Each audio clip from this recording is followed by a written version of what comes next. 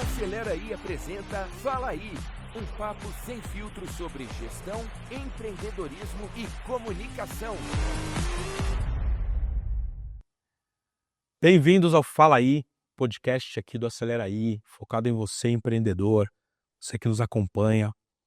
Hoje é o episódio, se não me engano, 64.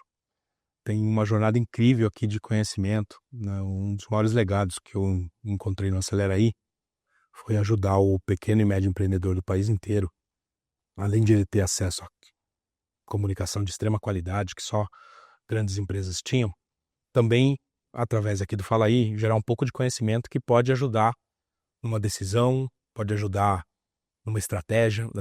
Recebo sempre muitas mensagens de vários episódios do Fala Aí, que o empreendedor pegou uma ideia, pegou uma conversa nossa aqui, que ajudou ele a mudar a história dele. Então, esse é um dos projetos que eu mais gosto. A gente investe bastante nele, a única coisa que a gente pede em troca é que você compartilhe, que você envie para o amigo, sempre que você encontrar uma mensagem aqui que possa fazer sentido. O episódio de hoje é bem diferente, eu vou contar uma novidade no final para vocês. Então, quem quiser saber dessa novidade em primeira mão, vai ser a primeira vez que a gente vai falar desse assunto, mas vai ser só lá no final do episódio, não vou falar no começo. É uma nova amiga que eu conheci recentemente, através do Arthur Aguiar, que é nosso super parceiro aqui do Acelera Aí.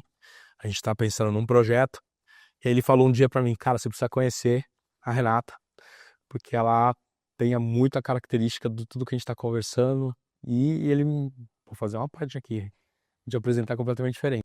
Eu nunca dei muito match com o mercado financeiro, mas vamos lá, vamos conversar, e foi uma conversa incrível, muito inspiradora, tanto que um projeto que estava para um ano, não parado, né, mas um ano sem a gente achar o caminho ali do labirinto, a gente encontrou em 5 minutos.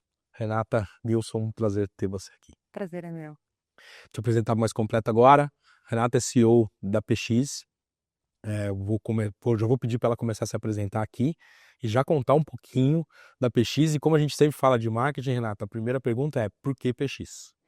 Então se apresenta e já me conta por que PX. Vamos lá. Bom, Renata, prazer. Eu sou zero criativa, tá? Zero. O PX é o contrário de XP. Adoro a sinceridade. PX é o contrário do XP. Mas esse foi Na época que eu fundei a empresa, eu estava lendo aquele livro Na Raça, do Benchimol. E aí tinha que colocar qualquer coisa.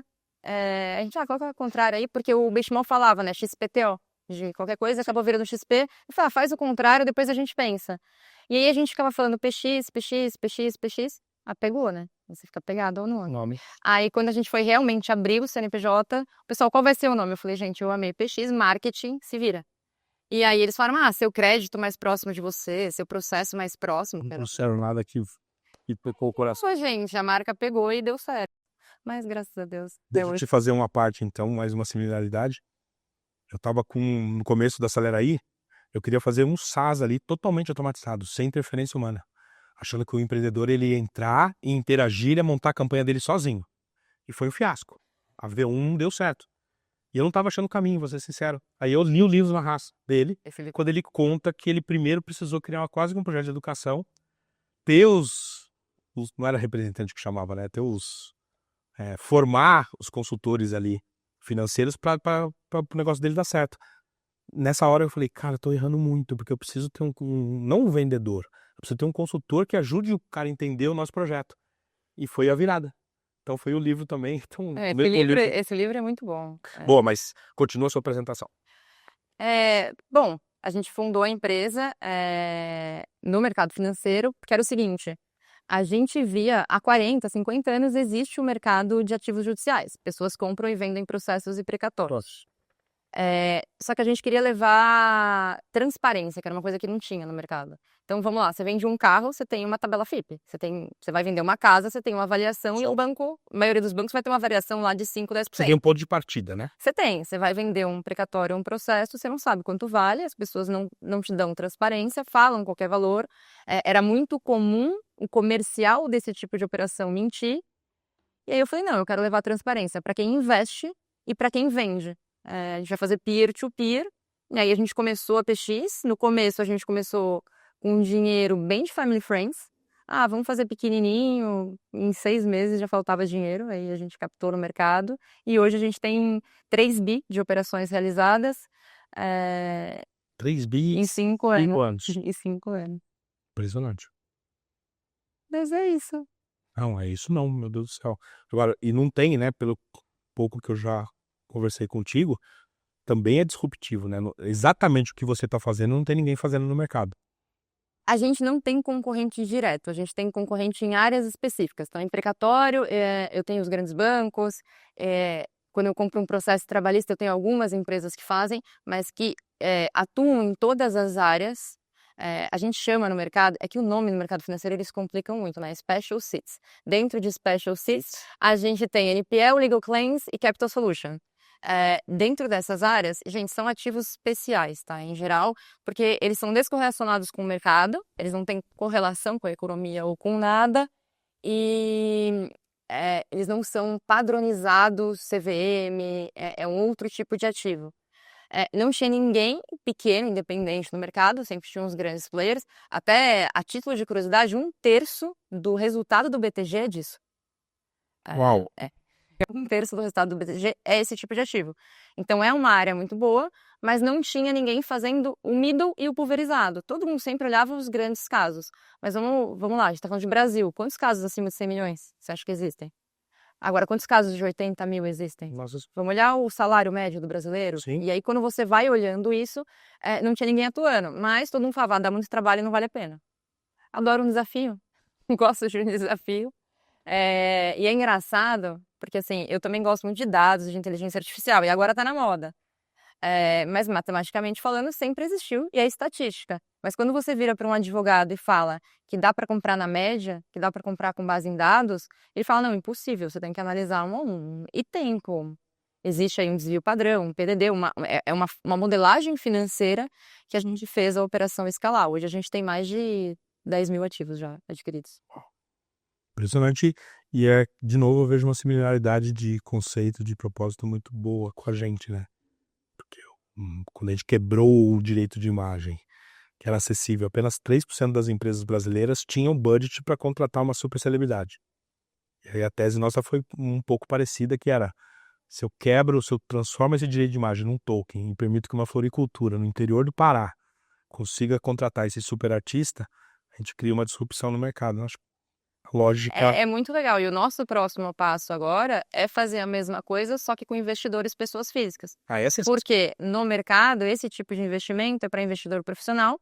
Para quem não sabe, investidor profissional é aquele que tem acima de 10 milhões em patrimônio investido, tá? Não qualquer tipo de patrimônio. E normalmente grandes bancos investem. E a gente quer levar isso para a pessoa física porque é uma rentabilidade maior, descorrelacionada. E quando você olha o panorama mundial, existe uma tendência de investimento neste tipo de ativo, que eu dei o nome de ativos especiais para ficar mais bonitinho, mas existe uma tendência. Só que no Brasil pouca gente conhece, sabe o que é. isso. E a gente está começando a tornar acessível para a pessoa física investir. Sensacional.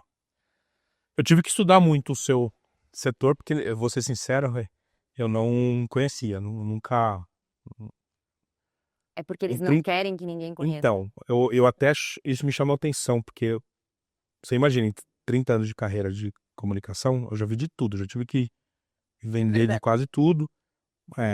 Hoje eu sou mentor fixo lá do G4, dou aula lá com o Fábio da Startse também.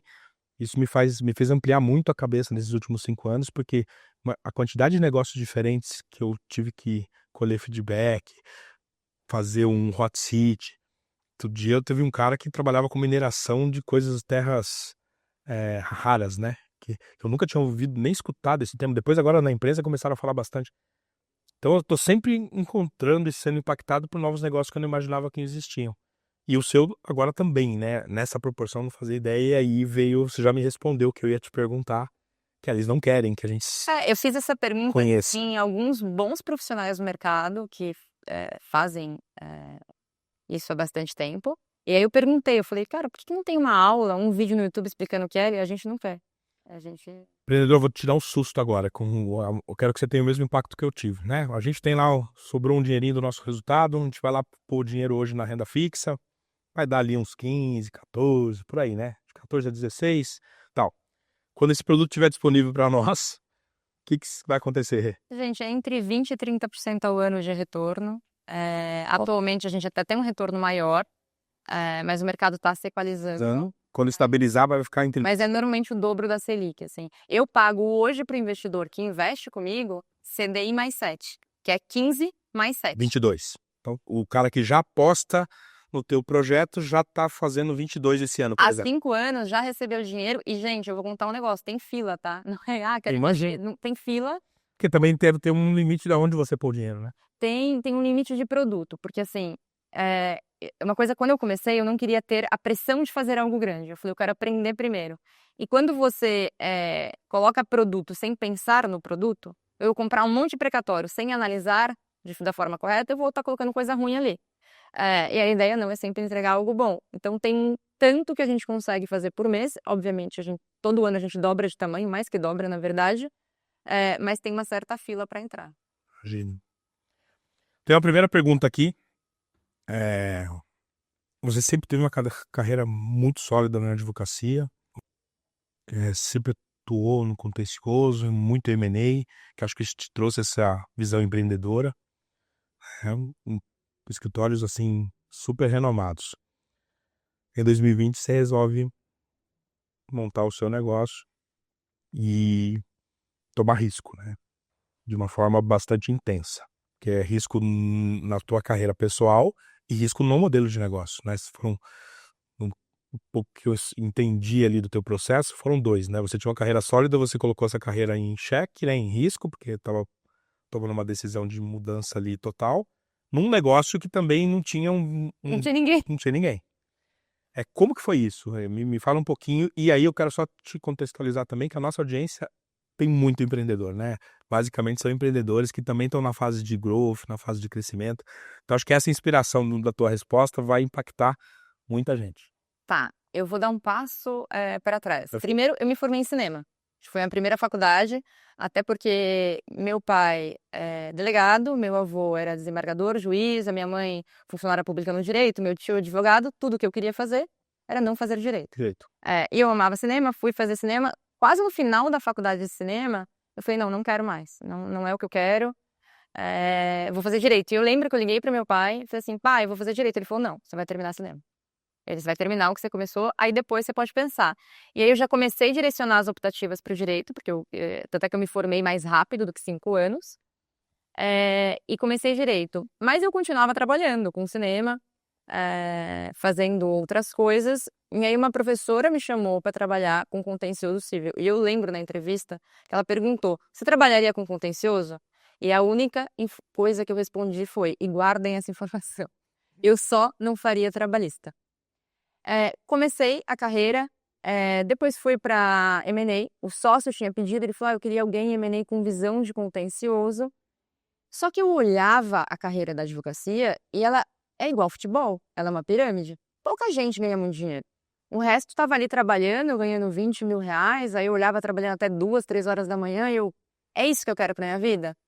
Aí em 2018, 2019, salvo o melhor juízo, sim, salvo o melhor juízo é uma frase muito de advogado, eu resolvi abrir meu próprio escritório. E aí eu falei, não, eu vou para o mercado financeiro, porque o meu diferencial como advogada sempre foi o fato que eu sei fazer conta.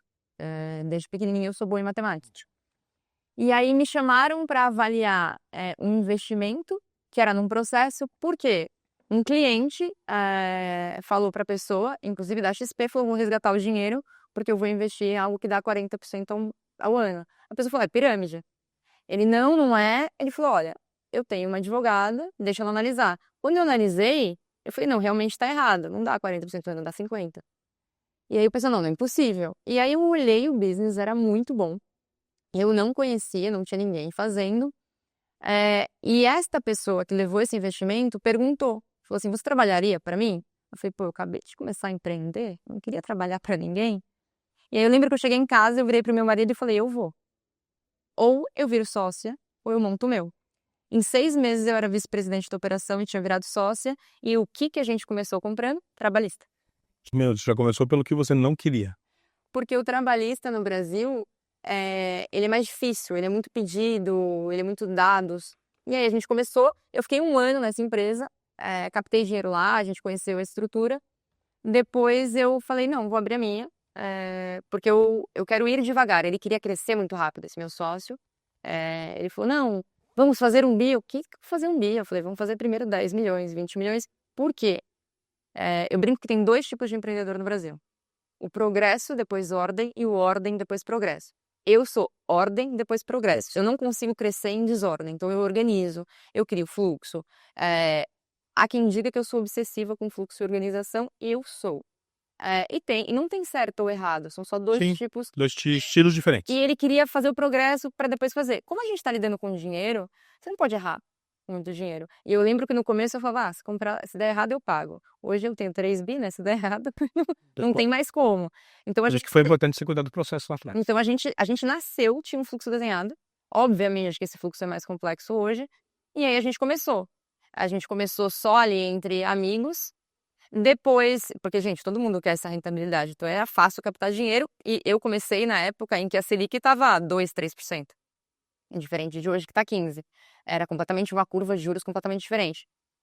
Aí eu falei, não, vou ter que ir para o mercado financeiro, vou ter que captar dinheiro, porque a gente está indo rápido demais. E aí foi que a gente conheceu a Galápagos, que é a minha sócia hoje, que fez o primeiro fundo de 100 milhões. Aí eu brinco que com 29 anos eu tinha um fundo de 100 milhões, já estava alocando bem, e hoje, nesse mercado, tem pouca gente, é um negócio ainda muito personalíssimo. As pessoas falam muito mais meu nome do que o nome da PX. Falam, conhece a PX? Não, mas a Renata. Mas é normal. É bem normal. Mas é isso, 5 anos de empresa agora, Quantos colaboradores tem lá? 74. Uau. Queria só que você contasse também para nossa audiência essa curva de growth, porque para você chegar nos movimentação dos 3 bi que você falou, como é que foi o teu primeiro ano? É legal o empreendedor entender que não é simples, né? Não, Vamos lá no primeiro ano. Não, primeiro que eu brinco que, assim, se você empreende, você nunca quase quebrou, você ainda não empreende. E é desafiador. Eu acho que tem várias coisas. Primeiro, o meu primeiro ano, o nosso objetivo da empresa era ter uma empresa pequena, não ter mais que 20 funcionários. Esse é o objetivo, tipo. E alocar 30 milhões por ano. Então, todo ano a gente faria 30 milhões e a gente estava bem. Com 50 de rentabilidade, deixa Pô, 15. Exato. E a gente usa uma alavancagem financeira que você ganha não só sobre o desconto que você comprou ativo, mas também sobre o que você paga para o investidor. Então a gente estava super tranquilo. E eu fundei a empresa com o meu estagiário, que é meu sócio até hoje, meu braço direito, e a gente tinha esse objetivo. Então no primeiro ano a gente fez os 30 milhões, fez até um pouquinho mais, e aí a gente cresceu. Aí no segundo ano, eu estava já com quase 40 funcionários, dobrando de tamanho, e eu lembro que eu chamei uma pessoa do mercado, tem muito mais experiência que eu, falei, como é que eu decido se eu cresço ou não? Tô com medo, porque assim, já deu certo, tá funcionando. E aí ele virou pra mim e falou, se der errado, você reconstrói, você construiu do zero. Você tem as pessoas certas ao seu lado? E aí eu fiquei refletindo, e eu tenho, tá? Eu tenho certeza, hoje, na minha operação, em 74 pessoas, eu falei, gente, eu vou fechar a PX, é isso, mas eu vou abrir uma sorveteria. Quem vem comigo, mais na metade levanta e vem. Isso faz Porque eles acreditam em mim. Então, com isso, eu soube que daria para crescer. E aí, até para o empreendedor que está ouvindo, é muito difícil crescer pessoas, é muito difícil contratar. Não é só qualidade, você tem que, eu brinco que é muito, não é manipular, mas é entender no que aquela pessoa é boa. Então, às vezes você contrata uma pessoa para o cargo não funciona, aí você tem que mudar. A gente está diante de uma geração mais complicada. Então, a gente tem a geração que era da cenourinha, que, trabalho, eu te dou dinheiro. E você tem a geração de hoje, que é mais a experiência do trabalho, é entender o conceito, é ter um propósito. E é difícil essas gerações se comunicarem. Então você contrata, dá errado, aí você vai ficando triste. Eu brinco que você começa empreendendo, você é uma pessoa feliz e super legal. E aí você vai ficando triste, você vai desacreditando do ser humano. Eu chamo muitas pessoas do mercado para conversar, né? Porque não é que eu acordei um dia e falei, eu sei empreender e ser CEO de uma operação. Eu não sei. E aí eu falo, gente, como é que você continua confiando? Não existe, não existe formação para empreendedor. Não existe. Loucura, e é uma loucura até você falar isso, porque no nosso país a quantidade de empreendedores autodidatas é absurda. É absurda. Mas por isso que eu acho importante esse tipo de coisa, pra gente contar a nossa experiência, porque todo mundo... Sim. Assim, o que você tá passando agora, eu já passei, ele já passou, e essa troca é muito importante. A gente passa todo dia. E não existe, assim. Ah, Quer ver? Quantas vezes você já acordou e falou, cara, por que eu tô fazendo isso? não, quase todo dia. Eu peço demissão todo dia. É? Todo dia eu acordo, chego na empresa e falo, gente, é isso, hoje eu vou me demitir, não quero mais. Porque é difícil, a gente vai ficando com medo de confiar. Então, é pesado, é difícil, eu errei no crescimento. Porque eu comecei a crescer em pessoas e eu não crescia os números da empresa. Eu falei, não, calma, o que tá acontecendo? Então, eu brinco que algumas fases na minha vida existiram como empreendedora. No começo que eu achei que tudo era lindo, maravilhoso e um sonho. No meio, que eu entendi que eu tinha que ter as pessoas certas, e eu li um livro que chama Coragem de Não Agradar, que é baseado na psicologia de Adler. Eu não sei se você já leu. Já. Mas ele simplesmente fala que você não é feliz porque você não tem coragem. É isso. E eu sou muito isso, assim. Você fala, Renata, como é que você fundou a empresa? Como é que você mudou de carreira? Gente, eu dei passo para trás minha vida inteira. Eu fiz cinema, terminei e falei, não, vou fazer direito. Voltei a ser estagiária. Aí eu tinha uma estabilidade no escritório que eu tava absurdo, eu trabalhava direto com sócia. Falei, não, vou sair e vou empreender. Aí comecei empreendendo na advocacia, falei, não, vou sair, vou pro mercado financeiro. Não tem problema, porque esse passo para trás te coloca muito mais à frente. Então, hoje, com 36 anos, eu tenho 3 bi, tenho uma empresa consolidada, eu brinco que já poderia me aposentar, graças a Deus, hoje. Mas quantas pessoas com 36 anos você conhece? E você falou 2 pontos aí que toda vez que tô no encontro com profissionais mais jovens, eles me perguntam, o que eu tenho, qual a característica eu tenho que ter? Eu falo curiosidade e coragem. A gente vive numa era, se você não for curioso, não estiver sempre disposto a aprender algo, você tá fora do mercado, porque tudo tá se transformando numa velocidade absurda, então tem que ter esse fator curioso e tem que ter muita coragem, porque Tem senão... que aprender a sofrer. É. As pessoas sofrem e desistem, que é a resiliência, né? Sofre e levanta. Vai, tenta de novo. As pessoas hoje, elas se apegam muito. Não deu certo, tô triste. Cara, levanta e faz. E você tá sozinho, tá? Uma coisa que eu falo que a solidão do empreendedor, ela é verdade. E o que você precisa fazer? Abraça a solidão, você tá sozinho mesmo, é isso. Por mais que você tenha equipe, que você tenha sócio, abraça, levanta todo dia e faz novamente. A grande verdade é que o que difere um empreendedor que dá certo do que dá errado é a capacidade de continuar fazendo. É isso aí. E você tem que ter alguns empreendedores, não só amigos, mas alguns empreendedores da mesma vibração que a tua para poder ligar. Eu acho isso também, eu tenho várias pessoas que eu ligo. Eu tenho vários, porque tem aquele... Inclusive eu ligo pra você agora, às vezes. Tem um amigo meu lá de Santos, que eu conheço, amigo. Eu já trato ele como amigo, mas a gente se conheceu na viagem agora da China, ele chama de Furiosa. A hora que dá aquela furiosa, você tem que ter alguém para ligar. E eu falo, é isso, você tem que ter... O empreendedor, cara, você tem que ter uma rede de pessoas que pensam na mesma vibração que a tua. Isso faz muita diferença, porque não adianta você ligar para aquele cara, às vezes você liga pro cara que tem mais proximidade contigo, e ele é o apelido de hiena, né? Ele é ó vida, ó azar. Ele vai acabar te afundando mais ainda, se ele não tá na mesma vibração. Então eu tenho muitos amigos, conheço muita gente do mercado, mas eu tenho o meu WhatsApp marcado, quem são os caras que vibram na mesma direção que a minha. Porque nessa hora você tem que ter esse apoio. Você declarou que o mercado financeiro se resume em resultado, risco consistente, esforço diário e propósito. Com essa receita, não importa quem você seja, você terá sucesso. Eu achei muito forte isso porque eu sempre escutei que o mercado financeiro é o pedigree que você tem, é quem você conhece, é de onde você veio. Essa é uma frase forte para quem está no mercado financeiro. Explica ela pra gente. Então, quando eu comecei, gente, eu não venho de uma família rica, assim, beleza, classe média, estudei em escolas boas, nunca passei necessidade. Mas quando eu comecei a empreender, eu via muita gente tentando mostrar que tinha dinheiro pro mercado financeiro. Não, eu sou rico, assim eles vão me aceitar. E eu falava, gente, eu não tenho dinheiro mesmo, é isso. Eu sempre fui muito honesta. E eu fui muito aceita. Hoje eu frequento, não só hoje, mas há algum tempo, eu frequento mesas e estou em ambientes que quase ninguém tem acesso. Que é onde a gente brinca, o old money style, as pessoas com muito dinheiro.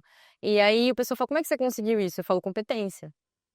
Primeiro, eu acho que é não querer parecer o que eu não sou. Eu sempre fui muito eu. Gente, eu fundei a empresa, eu não uso calça jeans, tá, gente? Então, eu fundei a empresa de calça jeans, tênis e camiseta. Eu já cheguei a negociar ativo de meio bi de uma camiseta de ursinho. Aí eu olhei e falei, gente, preciso melhorar minha roupa. Então, eles me aceitaram como eu era, foi extremamente... E não era só uma casa. Não, você deu sorte. Não. Primeiro que sim, mas eu gosto muito de uma frase do Esteves, que ele fala que ele é matemático e ele fala que a sorte está ligada à quantidade de horas que você trabalha, né? E você tem que estar preparado. Mas me deram a oportunidade ali e não se importaram se eu era mulher, não se importaram onde eu me formei. Eu não me formei nas faculdades top de linhas. Não se importaram se eu tinha dinheiro ou não. O que eles olharam? Tá? Eu não queria ganhar antes do investidor. Eu virei e falei, eu vou correr o risco. Eu fiquei 4 anos sem receber R$1 na empresa. Não. Sabendo tudo bem que assim, no começo era meio triste, porque eu olhava a cota rendendo para baixo, você falava, tô perdendo dinheiro. Hoje, você olha, depois de um tempo, eu tava bem tranquila. Mas 4 anos para mostrar, eu só vou ganhar depois que eu devolver o dinheiro para o investidor. E este alinhamento de resultado é algo raro no mercado financeiro. O que o pessoal quer no mercado financeiro? Ganhar FII, ficar rico, todo mundo acha que vai fazer rápido. E eu falei, não tenho problema, eu provo. E isso fez com que as portas se abrissem para mim, e eu soube aproveitar. Então, assim, eu cansei de ver, de estar em reunião que eu era a mais nova, a única mulher e a única sem o histórico familiar. Eu sentava, eu olhava o sobrenome das pessoas e falava, meu Deus, o PIB brasileiro e eu.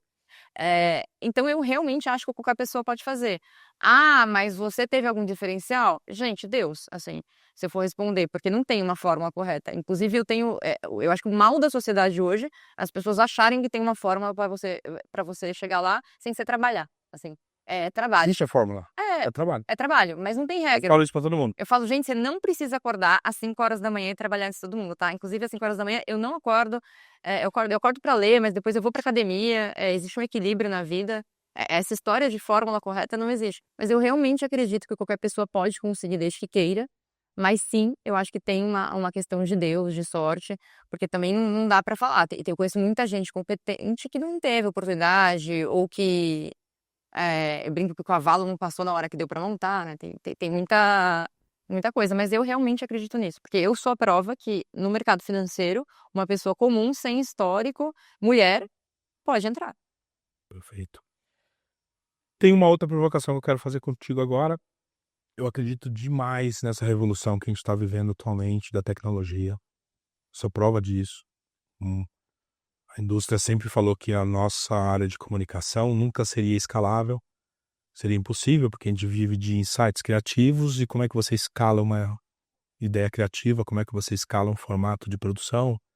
Então, os grandes especialistas da minha indústria sempre falaram que ia ser impossível, e a gente criou um modelo absurdamente escalável. Você Não, é sensacional. conheceu aqui recentemente, e você também está fazendo isso, mas eu também li um artigo seu, onde você critica, eu nem conhecia essa palavra, gente, jurimetria simplista, e o perigo que as ferramentas automáticas para o setor jurídico podem provocar.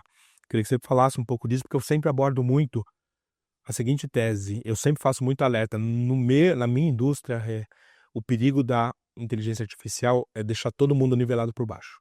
Então você ganha capacidade de produção infinita, capacidade de escalar de forma infinita, mas ficar todo mundo igual numa indústria que tem a missão de criar posicionamentos únicos na cabeça das pessoas. Então, eu defendo a tese aqui, que é o que eu faço no meu dia a dia. Eu produzo hoje 10 vezes mais do que era o meu dia há 5 anos atrás. Porque eu aprendi a amplificar a minha capacidade através da IA. Essa semana aqui eu fiz um negócio que eu nunca tinha feito. Eu sempre gosto, eu sou da escrita, mas eu nunca, toda vez que eu tinha ideia de fazer um jingle ou alguma coisa, eu tinha que chamar um músico, eu tinha que chamar todo mundo junto. Eu produzi uma música sozinho. Mas a ideia original do que está dentro dessa música, não é que eu deleguei, falei, faça a música aí. Eu tive um insight criativo, escrevi esse insight criativo, eu critiquei a ferramenta mais de 60 vezes, para ficar algo decente. Então repertório, a criação, eu usei a IA para amplificar. Então isso olhando para a indústria da comunicação. E eu adorei essa tua crítica aqui, porque eu acho que tem também mais uma similaridade aí de pensamento. Explica aí para nossa audiência. Eu tenho algumas críticas, eu uso muito inteligência artificial, eu gosto bastante. Mas primeiro que assim, que eu acho que você tem dois problemas gigantes quando a gente fala de jurimetria. Jurimetria é análise de dados no judiciário. O primeiro deles é o seguinte, advogado não sabe fazer conta, sendo bem sincera. E aí eles fazem uma média simples. O que é uma média simples? Deixa eu ver quanto tempo dura um processo, joga. E não adianta você fazer média simples quando você está falando de um sistema que onde o processo está faz diferença, onde o processo será julgado, que ano ele foi ajuizado, qual a matéria. Então, por que eu falo para você que a jurimetria no Brasil está errada? Porque todo o sistema que eu for consultar está lá, sem desvio padrão, uma média simples. E, gente, não é que inteligência artificial mudou o mundo. Isso aqui existe, tá? A matemática existe há muito tempo. Nada mais é do que estatística. E aí o pessoal quer fazer sem uma matemática envolvida, sem uma fórmula envolvida. Então, é uma crítica que eu tenho que não existe sistema hoje. Tem muito banco contratando e tentando fazer o próprio, mas o que tem disponível para ser adquirido é ruim. E mais do que isso, no judiciário, a gente tem um viés. Então, vamos lá. Você, quando a gente está falando de estatística, você vai pegar todo o histórico ali e falar, olha, me dê uma análise do que vai acontecer aqui. Só que o que acontece quando você faz predição num judiciário instável? Que um tribunal fala uma coisa, o outro fala outra. Então, assim, tem alguns passos que o judiciário ainda precisa e algumas coisas que precisam ser feitas. O que eu fiz? Eu amo inteligência artificial, mas a diferença é quem ensina a inteligência artificial. Então, a gente criou todo um sistema nosso de jurimetria, nosso de análise, baseado em matriz. Então, são várias matrizes se conversando entre si e dando o resultado, que de fato me dá um score. Ele me dá uma probabilidade do que vai acontecer, mas ele ainda não é preditivo. Eu falo que o último, quando você olhar um sistema de dados, a última etapa é ele predizer algo. Ele vai falar para você, cara, vai acontecer isso. Perfeito. Nisso a gente ainda não chegou. Isso a gente ainda não chegou. Mas a gente tem muita coisa. Só que o que acontece? O que está disponível no mercado não funciona e as pessoas estão usando e baseando decisões nisso. Tem um negócio muito famoso na época, eu não lembro qual empresa do setor aéreo que fez isso, que criou um modelo estatístico que era mais barato eles pagarem via acordo do que eles deixarem a ação correr. Então eles criaram essa estatística, fizeram um monte de acordo e reduziram o passivo, na época acho que era consumidor, em sei lá quantos milhões. Então tem muita empresa fazendo isso, tem empresa criando o sistema para predição. Então você vai perder esse caso, você vai ganhar esse caso, aqui tem fraude, aqui não tem. Mas ainda é muito, muito incipiente. E quando a gente olha para o judiciário, que eu acho que é quem mais sofre, então o funcionário público no Brasil, gente, ele vive numa condição ruim. Apesar da gente ter um monte de notícia, salário alto, são poucos cargos, às vezes nem água tem, o próprio filtro eles fazem uma vaquinha para ter. Eu já vi delegacia que o próprio delegado pagava a internet, tá? Então é uma condição muito precária e eles não têm nada de inteligência artificial. Então você imagina o quanto o ente privado vai estar avançado para o ente público começar. E aí quando você fala, tem várias notícias saindo, juiz usou a inteligência artificial e deu errado na sentença. Porque eles não sabem usar. Eu, por exemplo, agora, pelos meus 70 funcionários, eu dei um curso. Minimamente, porque assim... Nivelamento. Você sabe o que é o ChatGPT hoje? É a nossa enciclopédia. É isso. É a Barça. Começou com a Barça, depois era o Google, agora é o ChatGPT. Vamos usar. É melhor que você ensine? É isso. Então eu ensinei, mas quantas pessoas ensinaram? Os juízes, os funcionários públicos? Então eles estão usando sem a capacitação técnica necessária e fazendo muita coisa errada. Tem uma coisa que chama jurisprudência, né? Que é um conjunto, são julgados, então decisões que existem sobre os processos. Similares. E aí você faz uma pesquisa. Tem inteligência artificial inventando julgado e colocando, olha, teve esse julgamento, ele não existiu, você vai consultar, ele não existiu. Então começa todo mundo a ficar com muito medo de uma coisa que deveria ser boa. Que a AI hoje ela foi doutrinada para te agradar. Perceber que tudo que você escreve lá, ela fala que ideia genial que você deu agora. Sabe o que eu faço sempre? Eu jogo tarô no ChatGPT. Você já jogou? Não. É muito legal. Eu falo, oi, tudo bem? Você poderia jogar tarô com elas? Eu nunca joguei tarô na minha vida. Jogar tarô Mas no ChatGPT, assim, incrível. Ele acerta umas coisas. Acerta. Você acredita? Ele falou, por exemplo, que esse podcast ia ser muito legal. Então tá bom. Se ele falou... Se ele falou. Deixa eu ir agora para alguns quadros fixos que a gente tem. Um que eu mais gosto, que sempre gera um aprendizado para o empreendedor, eu chamo de acelerei. O que é o acelerei? O dia que você tem certeza, como que foi o dia que você tem, e o que aconteceu nesse dia, que você tem certeza que foi o momento que a tua carreira mudou para sempre. Todo mundo tem esse dia na memória. Às vezes tem é mais de um momento, mas eu queria que você compartilhasse aqui o que você considera decisivo na tua carreira. Sempre tem aprendizado nesses... só o fato de você estar rindo aí já... Não, me comprova isso. Eu contei esses dias numa palestra isso. Eu olhava o mercado e olhava as pessoas, eu tenho 2 faculdades. Eu trabalhava até 2, 3 horas da manhã. E eu ganhava lá um salário alto para a época, mas não o suficiente. E eu olhava isso e eu estava jantando com meu marido, a gente estava num restaurante, era nos Jardins, comendo, era alguma coisa de queijo, assim. E eu virei para ele e falei assim, ele já empreendia, tá? Há pelo menos uns 5 anos ali. Aí eu falei, nossa, eu queria ganhar como você ganha. E ele virou para mim e falou, trabalha mais. Eu levantei e fui embora. Eu falei, como assim? Não tem como eu trabalhar mais, eu trabalho mais que você. E aí eu entendi que não é a quantidade de trabalho, é a quantidade de risco que você toma. E nesse dia eu cheguei em casa e falei, eu como vou começar a empreender? Vai dar errado, eu vou conseguir e vai dar certo. E eu brinco que o meu marido me incentivou muito, porque eu comecei a empreender. Aí eu comecei a acordar às 9. Falei, vou chegar às 10, que eu não tenho cliente mesmo. Ele virou pra mim e falou, não, você vai acordar mais cedo, porque você vai ficar das 7 às 9 descobrindo como é que você vai achar cliente. Então ele tinha muito isso, porque ele teve um começo muito grande. Então, veja, outro empreendedor me ajudou, no caso era o meu marido, e os sócios dele me ajudavam muito. Sim. E aí começou a funcionar. Graças a Deus deu certo. Mas eu lembro muito desse dia, muito. Muito mesmo. Mas teve várias, assim, aí eu decidi empreender, né? Eu decidi empreender, conversei com meu marido, falei assim, amor, tudo bem, eu vou empreender, eu tenho meu dinheiro aqui guardado, mas se eu precisar, você me ajuda? Não, ajuda e tal. Um mês depois ele pediu divórcio. Aí eu, oi? Agora eu larguei tudo. Aí ele, não, eu te dou dinheiro. Aí, obviamente, eu não vou falar o que eu falei pra ele fazer com esse dinheiro, porque Não. a gente tá no podcast. E aí eu falei, eu nunca mais vou depender de ninguém na minha vida. E eu construí, assim, sempre trabalhei, sempre deu certo. Então, assim, teve muito sempre um incentivo de pessoas. E frases me pegam. Eu não preciso passar para sofrer. Eu ouço muito a experiência dos outros. Perfeito.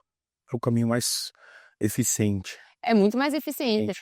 Minha mãe dava conselho e eu falava assim, se ela me dá conselho, deixa eu ouvir, né? Porque... Aprender com o erro dos outros é o modelo mais eficiente de evolução. Eu tenho uma pergunta clássica que todo convidado tem que passar por ela.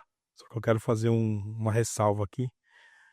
Que eu já tive que contar o que é a tese do Acelerei para muitas pessoas, óbvio. Tanto para empresário de artista, para fundos interessados em investir na gente. Tem a maior dificuldade de entender. Não, deixa eu falar aqui. E a gente sempre... E uma questão comum, e é natural, né? O mercado da comunicação ele tem particularidades muito únicas. E o mercado financeiro não entende algumas coisas do nativo do mercado de comunicação. E você pegou o Acelerei em 5 minutos.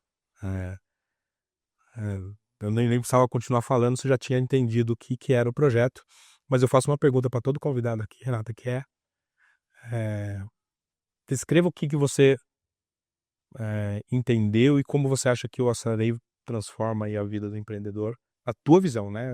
Eu sempre defendo a minha tese, mas eu gosto os artistas têm a visão deles, empreendedores têm a visão deles, e eu gosto sempre de ter faço essa pergunta para todo convidado. Quando eu escutei o que era, eu achei um business muito fora da curva.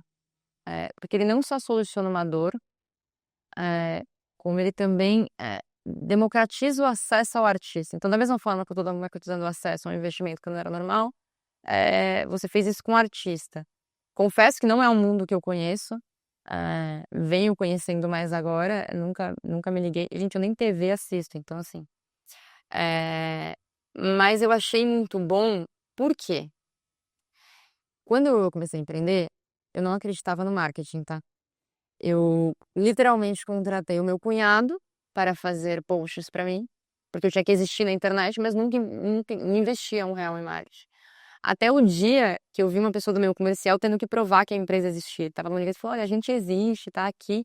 Aí eu falei, cara, é muito importante. E só que não é só o marketing de mostrar que você existe, mas de mostrar que você tem credibilidade. Nessa semana que meu funcionário estava gravando a empresa, um dos meus sócios tinha encontrado com o Elon Musk. O Elon Musk esteve no Brasil.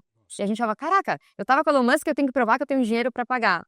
E eu acho que quando você pega o artista que tem credibilidade, que ele já vai levar para a marca, pode confiar e leva isso para pequeno e médio empresário, você acelera uma curva de início muito grande. Porque no início você tá provando que você existe, provando que você pode ser confiável, provando que você tá ali. E aí você coloca um artista X falando, não, olha, essa empresa X ou Y acelera muito. Então, eu achei isso divino. E mais do que isso, que aí é parte da minha essência, até ontem eu estava numa reunião, a pessoa falou, cara, essa sua visão é muito boa. Você acha que não tem valor, mas tem muito.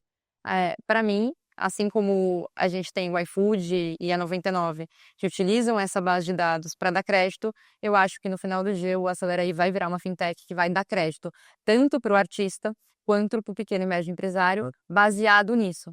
Então, conforme você vai tendo dados, pô, eu fiz uma campanha com o artista X, o cara retornou Y de valor. Posso acelerar aqui E para o artista também, porque existe um descasamento de receita nas coisas que eles fazem. Sim. Você pode antecipar, falar assim, cara, você faz X campanhas ano, eu consigo te dar esse valor aqui antecipado. Então, a hora que você falou, eu vi esse lado, mas eu vi também um business de crédito gigante. Acoplado. O que é empreender, né? Porque quem entra nesse vício do empreendedorismo, você sempre está imaginando o que você pode fazer além.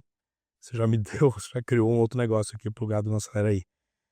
Eu não só criei, como faremos. Opa! Ó, a gente vai, em breve, empreendedor, presta atenção aí, a gente vai criar um modelinho que você vai poder, além de criar toda essa autoridade.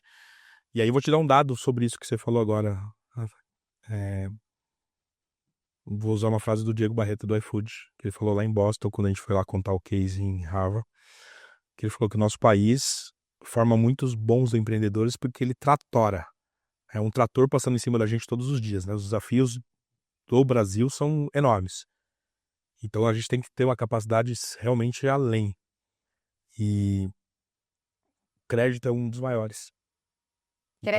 Crédito é o que quebra, né? Então o que a gente está olhando é exatamente isso, né? Hoje eu sei aquela clínica de estética que começou no interior do país, que está indo bem, cresceu, gerou autoridade com um artista nosso, mas ela está limitada. Olha que loucura, ela poderia dobrar o faturamento em 60 dias, mas está limitada no crédito do cartão de crédito que autoriza o impulsionamento na Meta e no Google. Então já tinha um pouquinho essa visão nossa de como que a gente depois que a gente ajudou a criar essa autoridade para a marca, como é que a gente dá growth para isso. Então você já marcou a charada aqui, de novo, em 5 minutos para ela entender o projeto. Estamos na reta final, olha como o tempo passa rápido, você viu? Surreal. Nossa, já tem 44 minutos. Surreal. Essa é a pergunta que eu mais gosto, que não é uma pergunta, olha só que legal. Eu chamo de fala aí. Não é uma pergunta, eu preciso responder? Fala aí, não, é melhor do que isso. Eu falo aí invertido. Você pode fazer a pergunta que você quiser para mim. Tá. Por que você decidiu empreender? Cara, foi lá em 2000 quando eu fiz a primeira... tomei a decisão, eu era muito novo, tinha 26 para 27 anos. Cheguei no ápice do que eu imaginei que eu pudesse chegar como executivo. Eu operei a maior verba publicitária no país na época. Tinha ganhado o maior prêmio que pode ser ganho no segmento, que era até hoje, 20 anos depois, nunca uma empresa, uma marca de varejo tinha sido eleita o anunciante do ano. Porque o varejo é duro, né? É difícil você contar histórias do varejo, você tem que ofertar o tempo todo. Então, quem sempre é eleito o anunciante do ano são as marcas que podem falar de uma maneira mais emocional. Então, sempre ganham os grandes bancos, as grandes montadoras de carro. E a única vez na história da publicidade brasileira que uma marca de varejo foi vencedora, que eu estava liderando lá a Casas de Bahia. Tinha feito a super loja, um evento na AMB que levou 2 milhões de pessoas. Imagina um evento hoje, você contabilizar 2 milhões de pessoas no evento. Eu falei, cara, não tem mais para onde eu ir como executivo. Não me senti... Ao mesmo tempo que eu comemorei um ano que foi extraordinário, eu tinha ganhado todos os bônus possíveis e impossíveis, me bateu um negócio esquisito, que falei, cara, não tem mais para onde eu ir. Né? Daqui não tem cadeira maior. E aí eu dei um clique, cara. Eu falei, vou montar minha agência. E aí montei a primeira agência, que chamava Fala na época, que era a agência se propôs a ser super especializada em varejo no país. Ela ficou entre as 10 maiores em 2 anos. E aí eu fiz a maior... Inclusive está no meu podcast, um podcast que eu participei com o João Klepper, que é incrível, Pivotando, eu falo sobre isso. E aí eu cometi o maior erro na minha carreira. A minha próxima pergunta é qual o seu maior erro? Foi na sequência de ter feito a Fala, um M&A muito ruim. Tá num corte no meu perfil agora. que eu falo que eu fui arrogante demais. Eu achava que eu sabia negociar tudo, não achava que eu não precisava gastar com advogado para me assessorar no M&A. Fiz em valor, foi um belo de um negócio pro período, não era o valor. Foi a hora que eu aprendi que não era o valor, porque eu fiquei preso num contrato muito ruim. Eu brinco que eu rezo todo dia, tem uma coisa específica que eu peço, né? Que é não tenha ego. Porque o ego, a falta de humildade faz com que a gente cometa esses erros. É isso. Todo um grande empresário, assim, eu já cheguei a conhecer empresários surreais que tiveram um momento de ego, um momento de prepotência e acabaram cometendo. Você comete esse tipo de erro por 2 motivos, ego ou desespero. Você está numa fase desesperada, você se amarra em alguma coisa que você não deveria, mas aí é tempo, é escolha. Sim. Uma pergunta que eu faço pra todo mundo. Mano. Qual o seu sonho? Ela tinha uma e pegou 3 agora. É só uma? Não, pode fazer. Qual o seu sonho? Você é bom pra fazer podcast, hein? Desculpa, gente. Gente, eu vou roubar o lugar dele. Não, você tem que fazer o seu. Não, fazer E a gente tem que contar, peraí que a gente tem que contar o nosso projeto, mas eu vou falar.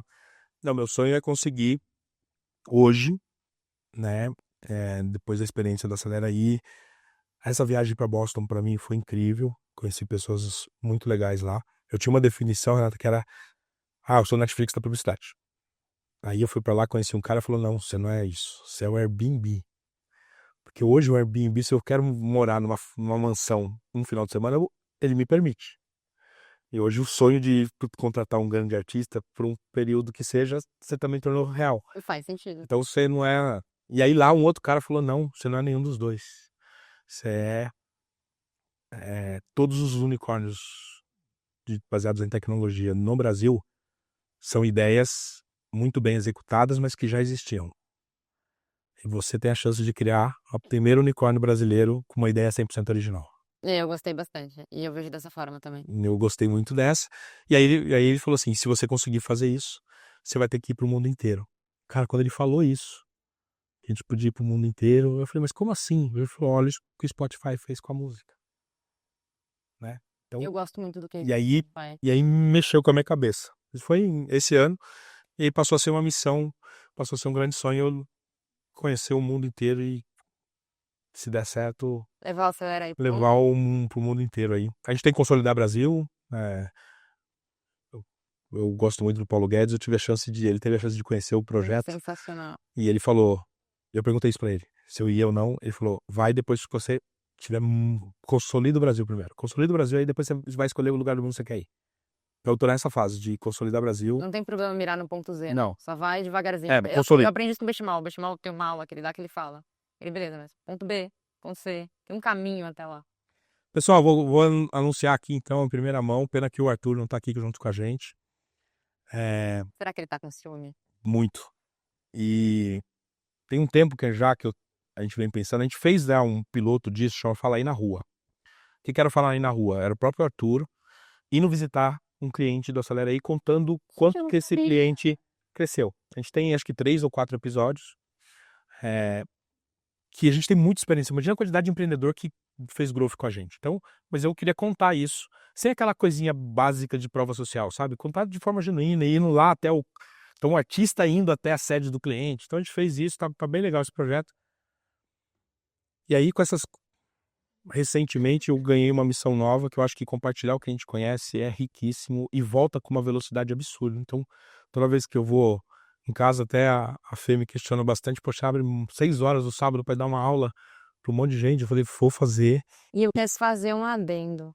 Eu acho que o mundo tá cansado de gente dando curso que não fez nada. É isso. Então, quando tem alguém como você ensinando, que de fato construiu algo, são as melhores aulas e as melhores oportunidades. E de fato, eu aprendi que acho que a melhor contribuição que eu posso deixar é isso, né? E sem filtro, sem milímetros, sem ficar guardando nada, eu entrego tudo. As pessoas falam, tua aula é surreal porque você entrega tudo.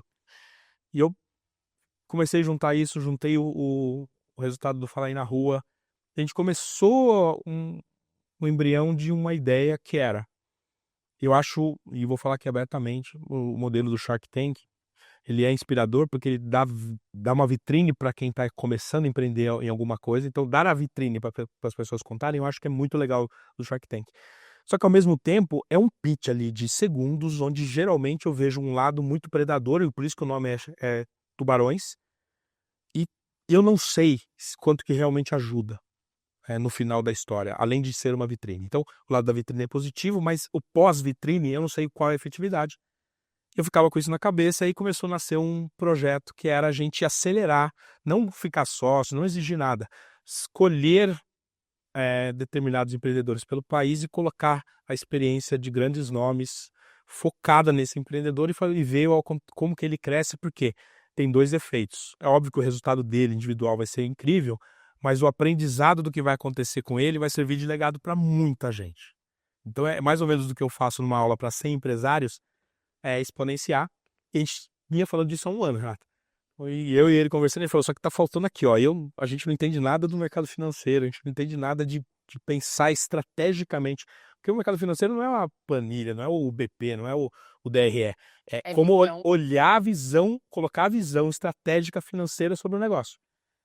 E a gente ficou com o projeto parado ali quase um ano. Quando eu fiz a reunião com o Arthur, ele falou, não, agora acho que a gente tem. Vamos numa reunião lá na Galápagos que eu quero te apresentar a Renata. Aquele dia eu não tinha agenda, até cheguei atrasado. Eu também não, tá? Eu sei. De almoçar. Então, mas as coisas quando tem que acontecer são assim, né? Você teve que abrir mão do almoço, eu encaixei aqui na agenda, a gente conseguiu se falar e ali viabilizou o que vocês vão saber em primeira mão aqui, um projeto do ano que vem, que é o Acelera Aí Empreendedor, um reality show. Vai estar numa grande emissora aberta no Brasil, onde a gente vai, com muito carinho, colocar a experiência da Renata, a minha experiência, a experiência do Arthur, de convidados especiais nossos. Então, no modelo de reality, cada um de nós, para cada episódio, vai trazer um convidado especial que tenha a sinergia com o desafio daquele episódio. E durante um ano a gente vai fazer um carnaval no Brasil. Carnaval no sentido de gestão, de emprestar toda essa energia que a gente coloca nos nossos próprios negócios, né? E o teu brilho no olhar, quando a gente estava falando, eu senti exatamente isso. A Renata vai colocar o mesmo empenho que ela coloca na PX, nesses casos. Eu vou fazer a mesma coisa, o Arthur vai fazer a mesma coisa. E a gente vai contar isso ao vivo para o Brasil inteiro. E é legal, né? Porque mais do que dinheiro, mostrar que o capital intelectual, que estratégia bem feita, cresce muito mais. Então, se você quiser saber, eu sei que já começa a curiosidade da galera. Qual a emissora? Quando vai ser? Quando começa? Como é que eu faço para participar? Né? A galera deve estar se perguntando. Tem uma receita simples. Você começa a seguir lá a Renata. Dá o seu arroba aqui para a audiência. Tem que dar. É @Renata Nilson com 2 S. Ela não queria aparecer. Agora vai ter que aparecer. Eu queria dizer que é o seguinte, meu Instagram era fechado. Eu era uma pessoa feliz. E eu lembro que há um tempo eu falei assim, nossa... Ela fala do jeito como se tivesse ido pro Instagram, deixa todo ser feliz. Não, aí eu falei, vou abrir. E eu lembro que nesse dia eu falei, nossa, se alguém me reconhecer um dia, oi, você é uma pessoa triste. Eu abri o Instagram. No dia seguinte eu fui fazer academia, né? Aí chegou um moço lá e falou, nossa, você é a CEO que eu mais gosto de seguir. Aí eu fiz assim, meu Deus, só tem 24 horas que eu abri. Eu não sou uma pessoa do digital, uma coisa que eu tô aprendendo com o Arthur e com o Alan. Mas com o Arthur. Mas tá bom, mais com o Arthur. Eu não sou especialista nisso. Não, nem eu. Preciso aprender também. E eu tô fazendo por 2 motivos.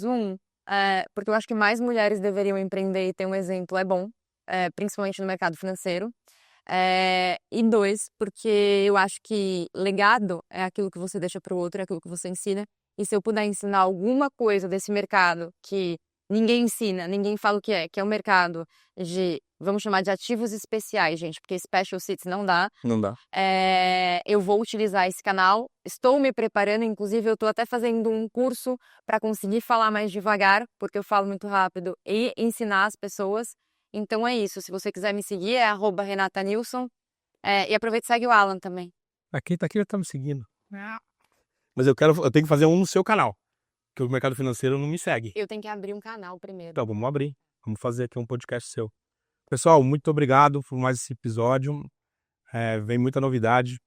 Esse é provavelmente, acho que no calendário nosso vai ser o último episódio do ano, então a gente encerra aqui. O mais legal que ficou por último. A gente encerra aqui 2025, a temporada do Fala Aí nesse episódio. 2026 vai ter muita novidade, além do acompanhamento aí do nosso reality do Acelera Aí, que vai estar na rua, e tudo que vai acontecer nesse ano. Renata, muito obrigado por ter vindo. Aceitou o convite aqui de última hora, eu sei que a agenda dela é complicadíssima, eu sei que você abriu a agenda, então muito obrigado, e que o nosso projeto seja incrível ano que vem. Quem será? Que a gente leve aí muita informação e conhecimento para para todo o Brasil. Amém. Cadê a minha caixinha? E, pessoal, entregando aqui, como é tradicional nosso, a nossa lembrança, Obrigada. o nosso presentinho aqui do Fala Aí, você. Eu sei que você já tem um Gente, livro. que chique! Vai lá pra tua coleção, você vai ter vários. Depois do programa, todo mundo vai te chamar. Você vai ter uns 40 desses. Achei muito fofo. Com certeza. O livro que você já ganhou, ok, eu quero que você Eu dê. ganhei uma versão autografada. Quero que você dê pra alguém que faça sentido. E a nossa revista, a Esquire. Que é sensacional, tá, gente? Obrigado. Eu-